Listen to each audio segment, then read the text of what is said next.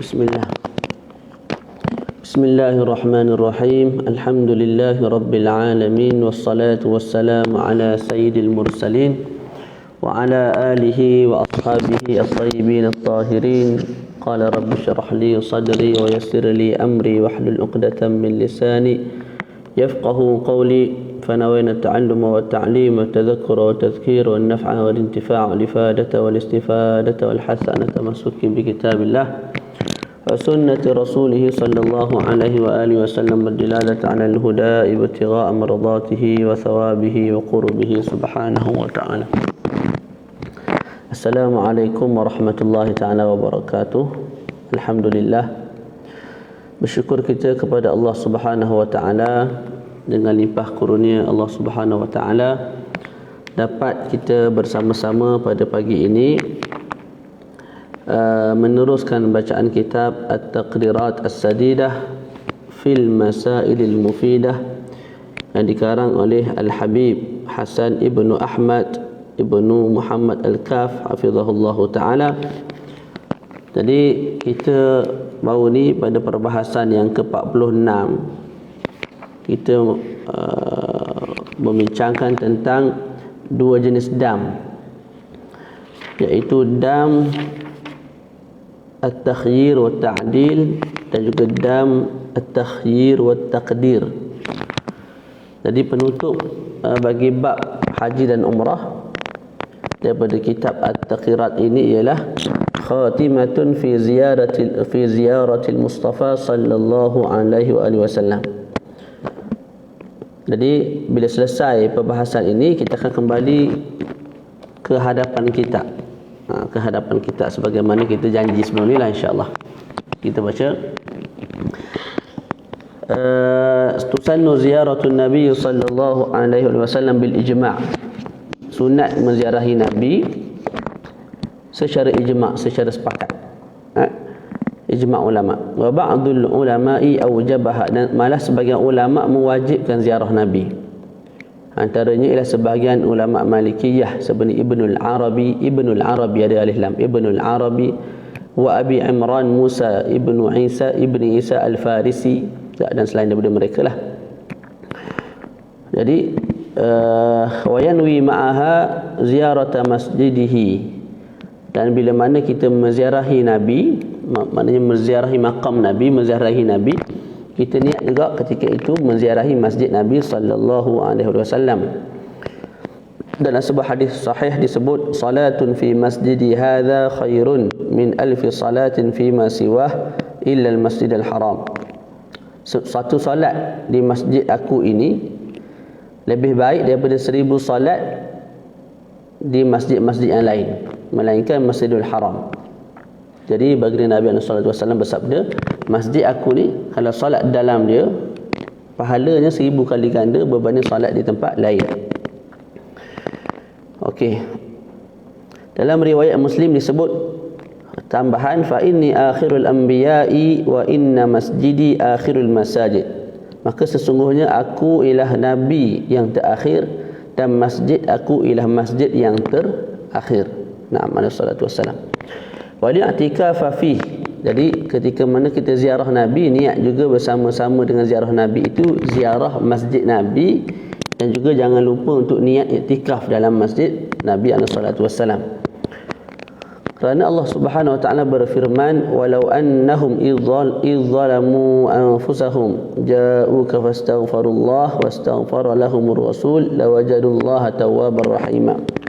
Makna ayat ini, dan bila mana mereka menzalimi diri mereka dengan melakukan maksiat, melakukan dosa, ja'uka, kemudian mereka datang kepada kamu, fastaghfirullah, mereka memohon keampunan kepada Allah di sisi kamu, wastaghfara lahumur rasul, dan kamu juga dan Rasul juga ketika itu memohon keampunan kepada Allah bagi mereka, la wajadullaha tawwabar rahima, maka kamu akan dapati Allah Ta'ala itu sangat penerima taubat, orang yang sangat menerima taubat, dan juga rahimah, orang yang sangat rahim. Okey, begitu. Boleh? Kalau tengok rujuk tafsir Ibnu Katsir, ayat ini menceritakan apa? Menceritakan kalau kita di zaman Nabi dululah. Kalau seseorang tu buat maksiat, buat dosa, maka dianjurkan oleh Allah Subhanahu wa taala, diberi irsyad oleh Allah Subhanahu wa taala sendiri berdasarkan ayat ini, untuk para sahabat pergi jumpa Nabi dan istighfar di sisi Nabi, memohon keampunan kepada Allah di sisi Nabi, dan juga minta Nabi mohon ampun bagi kesalahan yang dia telah lakukan. Begitu. Tak. Dan ayat Quran ni sama ada Nabi itu masih hidup ataupun Nabi sudah meninggal dunia. Sebab tu warid juga kisah-kisah dalam Ibnu Katsir pun ada sebut, seorang pemuda datang ke makam Nabi dan dia baca ayat ni, ya Rasulullah, Allah Ta'ala berfirman, dia baca ayat ni, maka aku datang ni, aku mohon ampun kepada kamu dan aku minta kamu, wahai Rasulullah, mohon ampun bagi pihak aku. Aku mohon ampun kepada Allah di sisi kamu, dan aku minta juga kamu, wahai Rasulullah SAW, untuk memohon ampun bagi aku kepada Allah. Begitu. Oleh hadis, man hajja wa lam yazurni faqad jafani. Dan kerana ada hadis menyebut siapa-siapa yang buat haji tapi tidak menziarahi aku, maka dia telah menyakiti diri aku, telah buat kasar dengan aku. Begitu. Seterusnya, wa man zarani bil Madinah muhtasiban kuntu lahu syahidan wa syafi'an yaumal qiyamah. Dalam hadis yang lain menyebut, barang siapa yang menziarahi aku di Madinah dan keadaan benar-benar beriman, maka aku akan menjadi saksi dan juga memberi syafaat kepadanya pada hari kiamat kelak. Hadis yang dikeluarkan oleh Imam At-Tabarani dan juga Imam Baihaqi daripada Ibnu Umar. Kemudian hadis seterusnya, wa man zara qabri atau qala man zarani kuntu lahu syafi'an wa syahida. Hadis ini menyebut barang siapa yang menziarahi aku, barang siapa yang menziarahi kubur aku. Secara jelas, barang siapa yang menziarahi kubur aku. Ataupun ini mungkin rawi tu syak, disebut barang siapa yang menziarahi aku, kuntu lahu syafi'an kuntu lahu syafi'an wa syahida, maka aku akan menjadi pemberi syafaat dan penyaksi bagi diri dia pada hari kiamat lah. Kemudian hadis, wa man zarani ba'da wafati fa ka'annama zarani fi hayati. Barang siapa yang menziarahi aku selepas aku wafat, maka seolah-olah dia sedang menziarahi aku ketika mana aku sedang hidup. Wa man zara qabri wajabat lahu syafa'ati. Hadis yang dikeluarkan oleh Ad-Darqutni. Barang siapa yang menziarahi kubur aku, maka wajib baginya syafaat aku di akhirat kelak. Kemudian dibincangkan sunanu ziyaratil Mustafa, sunanu ziyaratil Madinah al-Munawwarah. Jadi tadi kita bincang tentang hukum menziarahi kubur baginda Nabi, iaitu sunat bil ijma'. Sebagian ulama mewajibkan. Boleh? Kemudian kita buat hadis-hadis yang menunjukkan dalil kepada pensyariatan menziarahi kubur baginda Nabi SAW. Sekarang kita nak bincang sunat-sunat yang wajar kita laksanakan bila mana kita ziarah Al-Madinah Al-Munawwarah, bandar baginda Nabi yang bercahaya. Ada 7 ataupun 8 sunat yang disebut dalam kitab ini. Yang pertama, al-ightisalu lidukhuliha ka Makkah. Mandi dulu sebelum masuk ke Madinah. Seperti mana sunat kita mandi dulu sebelum kita masuk ke Mekah. Satu. Dan perlu diingat, mandi sunat caranya sama macam mandi wajib lah. Niat dan ratakan air dengan badan. Ratakan air dengan badan, tak kena. Ratakan badan dengan air. Yang kedua, as-salatu fil masjidin nabawi 40 fardan mutawaliya wa qala ba'duhum walau qada'an fi waqtin wahid. Yang kedua, sunat kita salat di Masjid Nabawi 40 salat.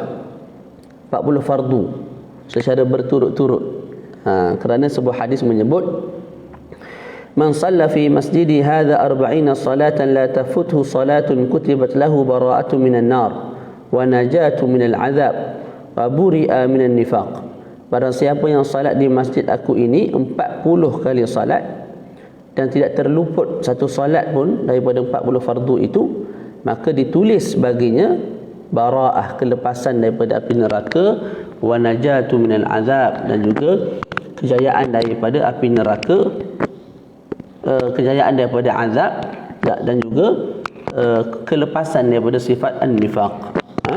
Hadis riwayat Imam Ahmad dan juga Imam At-Tabarani fil Mu'jamil Awsat, dan rijal bagi hadis tersebut ialah individu yang thiqah.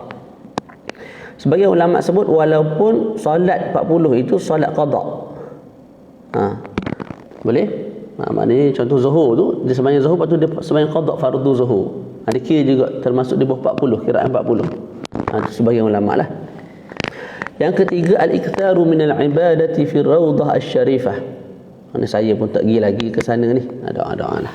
Dipermudahkan, dimurahkan rezeki untuk sampai ke sana. Okey, yang ketiga sunatnya kita memperbanyakkan ibadah dalam ataupun di Raudhah Asy-Syarifah, di Raudhah Asy-Syarifah. Kerana sebuah hadis menyebut ma baina baiti wa minbari raudhatun min riyadil jannah. Hadis sahih riwayat Imam Al-Bukhari dan Muslim. Tempat antara rumah aku dan juga mimbar ialah taman daripada taman syurga. Jadi rumah Nabi, lepas tu mimbar, tengah tu ialah raudah. Yang mana raudah itu ialah taman daripada taman-taman syurga. Ini hadis sahih ni. Yang keempat, jadi sunatnya yang ketiga ni kita perbanyakkan ibadah di raudah. Yang keempat, ziyaratu masjid Quba was salatu fi. Menziarahi Masjid Quba dan sembahyang di dalamnya. Dan Masjid Quba inilah masjid yang dimaksudkan dalam firman Allah Subhanahu wa taala, la masjidun ussisa 'ala taqwa min awwal yawmin ahaqqu an taquma fih. Dan masjid yang diasaskan dengan takwa, di atas takwa. Jadi yang dimaksudkan dengan la masjidun itu ialah Masjid Quba itu sendiri, masjid yang diasaskan ke atas takwa. Surah Taubah. Wassalatu fi bi ujrati umrah, bi ajri umrah di hadis. Dan sembahyang di Masjid Quba ini pahalanya seperti pahala umrah. Kerana sebuah hadis menyebut man tatahhara fi baitihi thumma ata masjid Quba'in fa shalla fihi salatan kana lahu ka ajri umrah. Barang siapa yang bersuci di rumahnya kemudian mendatangi Masjid Quba kemudian sembahyang di dalamnya, maka baginya pahala seperti pahala umrah. Hadis riwayat Imam Ahmad dan juga Imam Nasai, Imam Ibnu Majah, Imam Ibnu Abi Syaibah dan juga Imam Al-Hakim. Yang kelima, ziyaratu maqbarati Baqi'i Al-Gharqadi. Sunat kita menziarahi maqam Al-Baqi' Al-Gharqad. Dan dalam ta'liq itu disebut maqam ini ataupun perkuburan ini ialah kubur yang pertama yang akan tunsyaqul ardu anha, maknanya bila hari kebangkitan maka masing-masing akan bangkit daripada kubur. Maka kubur yang pertama yang akan keluarnya jenazah dan bangkit daripada kubur tersebut ialah kubur ataupun maqbarah Baqi' Al-Gharqad. Dan di situ ada lebih daripada 10,000 sahabat Nabi sallallahu. Dan di situ juga akan dibangkitkan 70,000 manusia yang akan masuk syurga tanpa hisab. Mana dalilnya? Mana dalil yang mengatakan daripada Baqi' Al-Gharqad itu akan bangkit 70,000 jenazah yang akan masuk syurga tanpa sebarang hisab? Dalilnya ialah hadis Ummu Qais. Sesungguhnya baginda Nabi SAW berkata kepadanya, aturin, apa ni? Aturin hadhil maqbarah. Aturidin ke aturin? Adakah kamu melihat kubur-kubur ini? Yab'atsullah, Nabi sebut yab'atsullahu minha 70,000 yawmal qiyamah ala suratil qamari lailatal badri. Allah Ta'ala akan mengutuskan daripada kubur ini, akan membangkitkan daripada kubur ini 70,000 orang pada hari kiamat yang rupa mereka comel seperti rupa bulan purnama pada malam bulan purnama. Okey. Yadkhulunal jannata bighairi hisab, dan mereka masuk ke syurga tanpa sebarang hisab. Hadis riwayat At-Tayalisi wa Ibnu Abi Syaibah wa Tabarani. Yang keenam, sunat bila mana kita ke Madinah, kita ziaratu Jabal Uhudin, kita menziarahi Jabal Uhud, gunung Uhud, bukit Uhud. Kerana Nabi SAW bersabda, inna Uhudan jabalun yuhibbuna wa nuhibbuh, sesungguhnya Uhud, bukit Uhud ini satu bukit yang sayang kepada kami dan kami sayang kepadanya. Hadis sahih. Wa quburis syuhada, dan juga sunat kita ziarah kubur syuhada. Wa fi muqaddimatihim sayyiduna Hamzah bin Abdul Muttalib.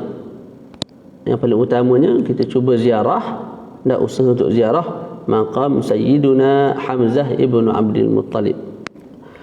Yang ketujuh, ziyaratu baqiyatil masajidil ma'thurati wal amakin al-athariyah. Sunat kita ziarah masjid-masjid yang lain yang ma'thur, yang telah wujud pada zaman baginda Rasul, pada zaman para sahabat. Kemudian tempat-tempat bersejarah lah. Contohnya Masjid Al-Qiblatain, yang mana masjid itu berlakunya kisah Nabi sembahyang, kemudian Nabi alihkan dada Nabi ke arah kiblat yang hari ini itulah, ke Kaabah. Kemudian Masjid Al-Fath, lepas tu Turbatus Syifa, Wadi Al-Aqiq, Jabal Sila', tidak nama Sila', Jabal Sila' boleh jadi. Tak pernah pergi dia pun kita. Yang ke-8, al-iktharu minas salati ala Nabi sallallahu alaihi wasallam. Yang ke-8, perbanyakkan selawat ke atas junjungan besar Nabi Muhammad sallallahu alaihi wasallam. Jadi dengan selesainya perbahasan tentang ziarah baginda Nabi alaihi salatu wasallam, maka selesailah perbahasan bab haji dan umrah daripada kitab At-Taqrirat As-Sadidah. Jadi insya-Allah sikit lagi lah, sebulan kaji sikit, kemudian kita buat live lagi, kita baca kitab ini daripada awal, iaitu pada muka surat 31, Muqaddimah dalam mazhab Imam Syafi'i, yang kita akan bincangkan padanya beberapa perkara lah. Antara lain ialah pengasas mazhab Imam Syafi'i, kitab-kitab dalam mazhab, imam-imam dalam mazhab dan sebagainya. Wa sallallahu ala sayyidina Muhammad wa ala alihi wa sahbihi wa baraka wa sallam. Alhamdulillahi rabbil alamin. Assalamualaikum warahmatullahi taala wabarakatuh.